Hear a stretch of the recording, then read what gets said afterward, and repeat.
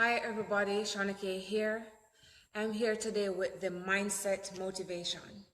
And the topic today is about your why. What is your why versus what should it be? Now your why could be anything. The essence of this question is, what is it that keeps you going? What is it that gets you out of bed in the morning? What is your reason for doing what you do? And juxtapose that with what it should really be.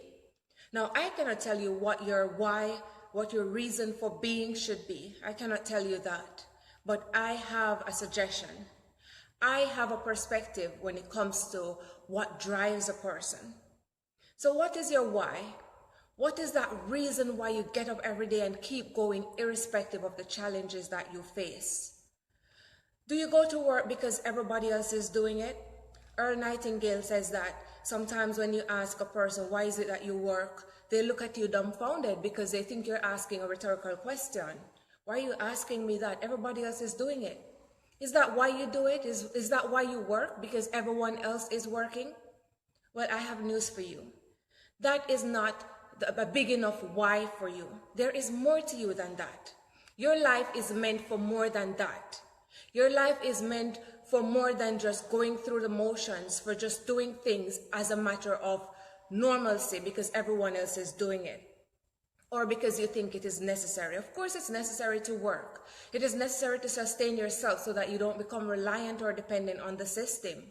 But it is also necessary for you to fulfill the purpose which was given, the purpose for which you were called. So if your why for living is just to go about the motions and exist and survive, that is not sufficient. Nietzsche says that if you know your why for living, you can endure anyhow. It means that no matter what challenges you face, no matter what obstacles come in your way, no matter what mountains you have to climb, you will be able to overcome them because you have a reason, you have a compelling reason that pushes you forward. So what is your why? Is it that you do what you do because you have to earn a living, you have to take care of the kids, you have to send the kids to school, you have to make sure that they eat and that they have a roof over their heads? Is that your reason for doing what you do? Again, ladies and gentlemen, that is not enough. You need a more significant reason than that. You need something that compels you, something that drives you, so that when the seas get rough, you will still be able to endure because you're constantly reminded of that thing that motivates you. So what is your why? Does what you do make you feel like jumping? Does what you do give you that adrenaline rush that makes you want to jump out of bed and just get going each day? If it doesn't do that, then it is not enough. And that is where my second question comes in. What should your why be? The first thing is that your reason, your why should be compelling. It should be something that after you got that haha moment, you just want to get up and get things done. You should have compelling reasons to want to wake up in the morning and to want to get things done, even though things are challenging. Jim Rohn says that if you want your life to change, you have to change. There are many times when we sit down and we think about things that we want to accomplish, and we even speak about it. We constantly tell people what we wish for and what we want to accomplish in life. But then when we think about how we're going to accomplish these things, we become daunted because it just seems too difficult. And so we are deterred from pursuing our dreams because things just seem above us. Things just seem outside of our scope because we don't know how. But your why should be something that even though you don't know how to do it, you're still compelled to stick to it until you see it through to fruition because you know that you can do that. And I know that you can do that because you have greatness within you. Les Brown says that you were born for greatness. The Bible tells you that you were born for a life of abundance. That's what was promised to you.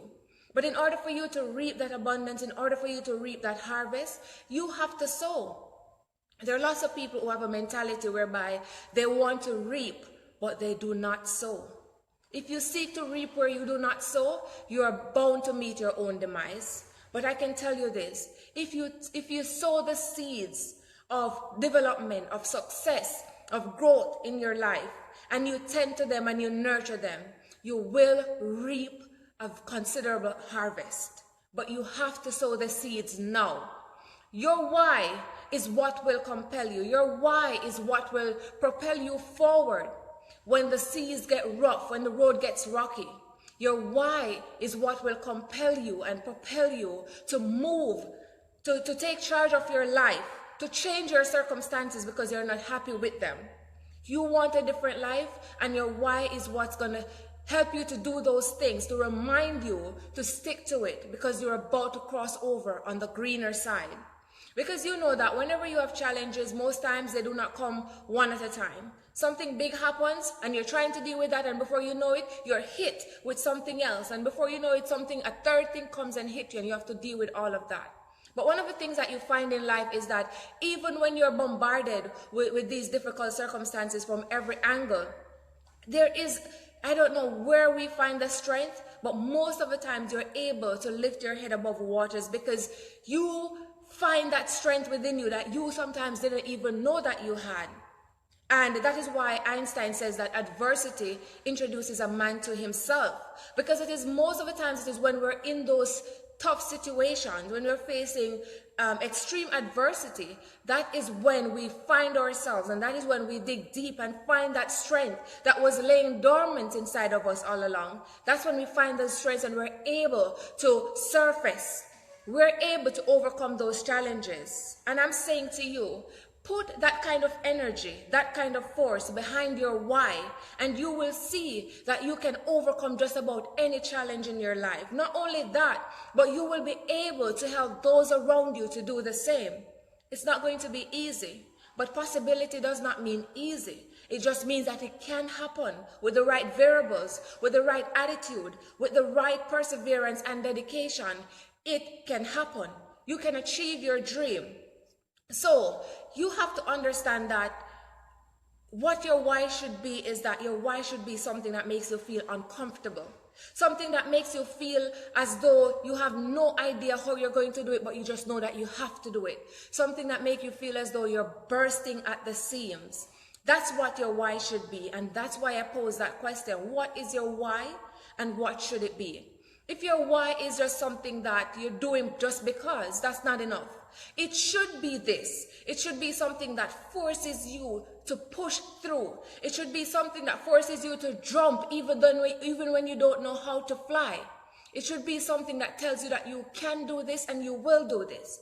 When you decide, when you write down why, when you write down your reason for doing what you want to do or for doing what you think you were meant to do, it should put you in a position where after you do that, you sit down and you say, how in the world am I going to accomplish this? That's when you know you have a big why. That's when you know you have a realistic why, because even you are stumped by it. Because even you are now placed in a situation where you don't even know if you can do this thing.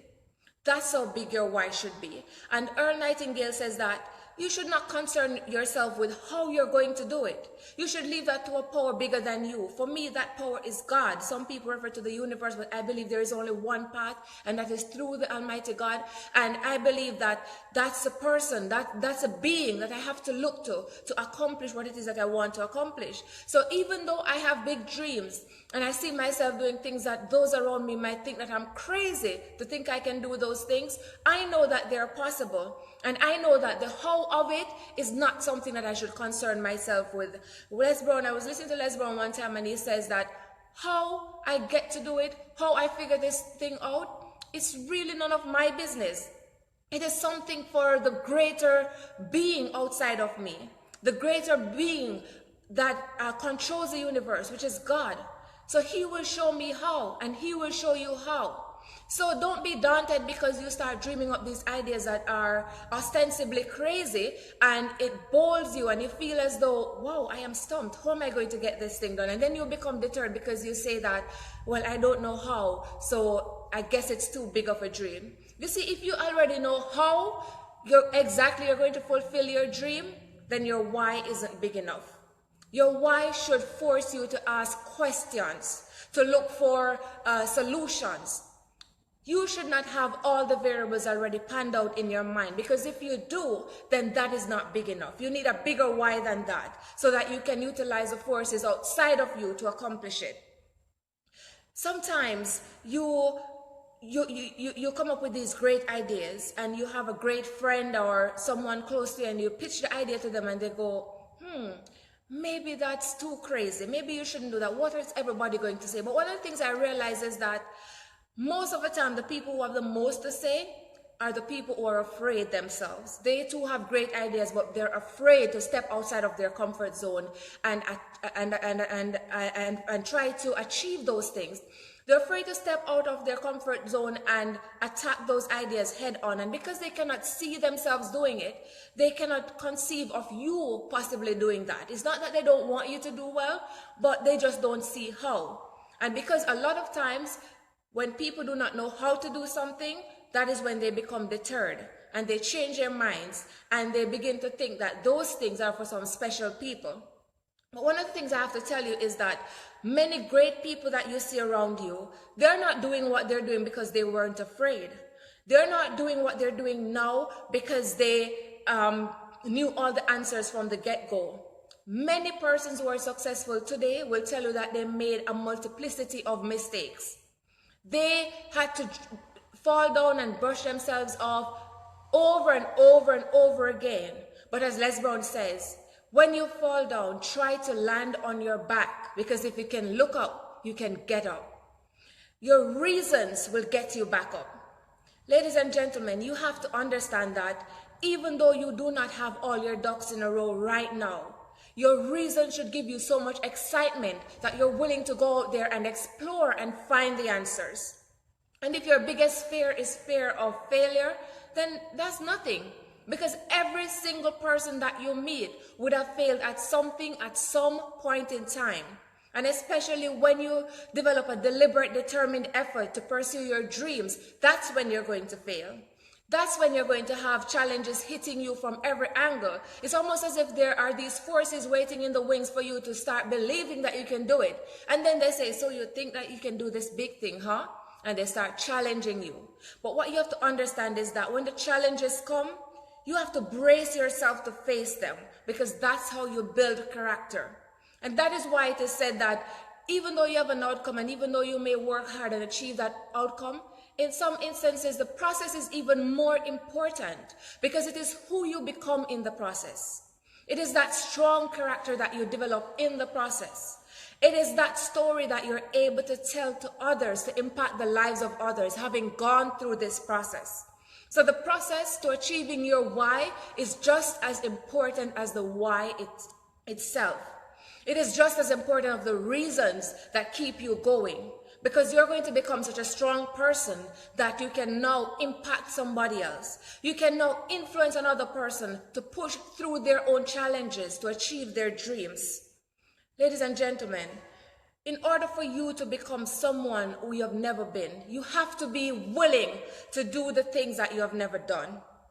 If I want to go ahead and build a big business that is established and that is lucrative, I have to step outside of my comfort zone, and I have to do things that I've never done before. I've never done business before. I never built a business before. So I have to go and learn about the art of doing that. I have to align myself with the people who have prowess in doing business, who are entrepreneurs and who are prolific at it.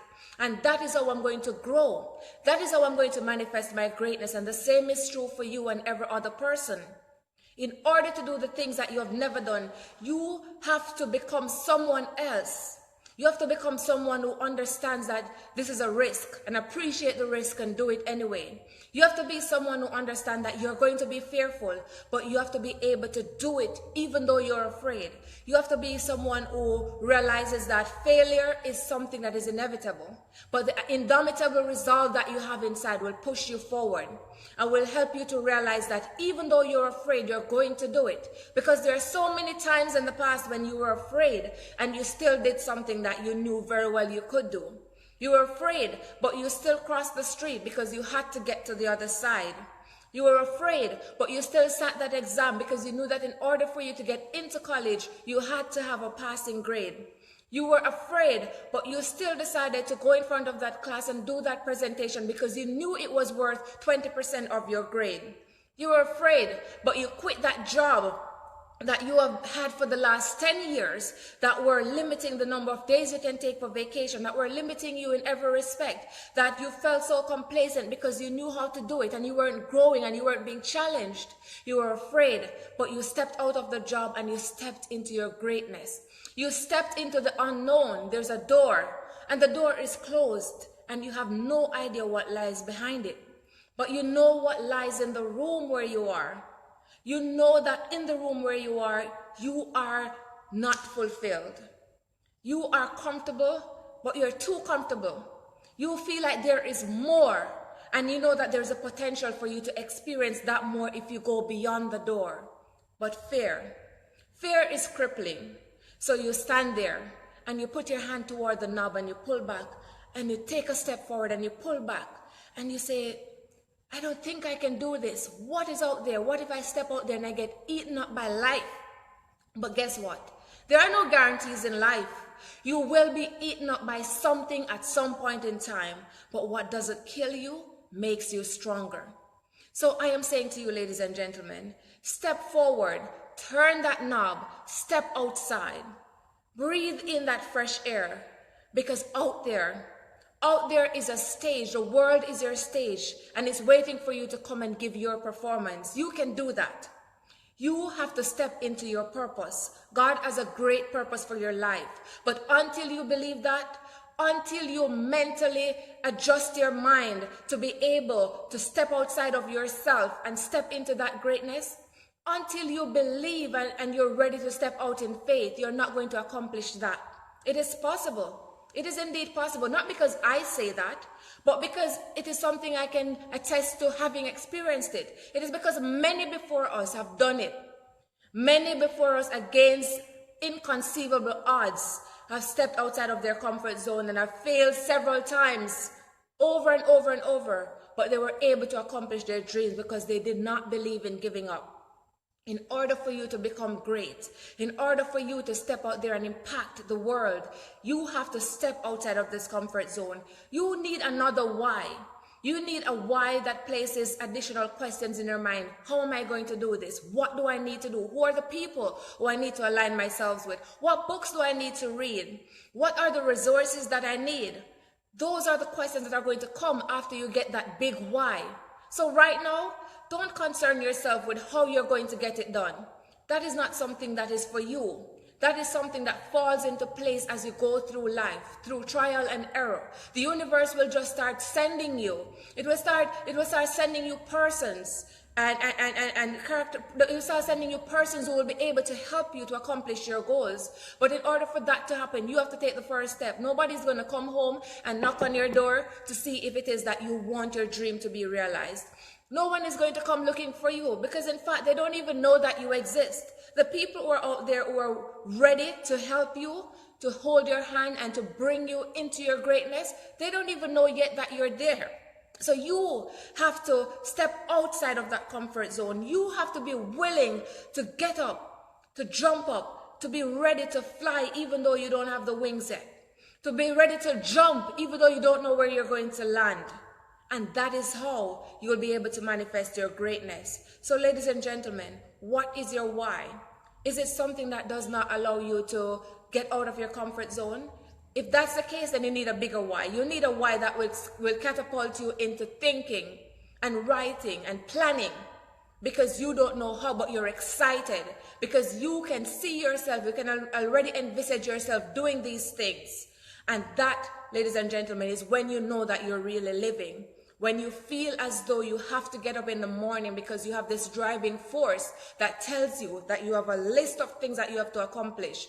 It suddenly gives meaning to your day. Each day you get up, you know exactly what it is that you're going to do because you have a plan. Ladies and gentlemen, Earl Nightingale says that the person with a goal has already won because they know where they're going. Let your why be your reason for getting up, your reason for being, your reason for living. Thank you so much for joining. You can find more insights at my website at www.shauna-kaye.brown.com. And of course, you can follow me on Instagram at SKB Renaissance Woman. Until next time, have yourselves a wonderful, motivated Monday and the rest of the week. Thank you so much for joining, ladies and gentlemen. Have a great day.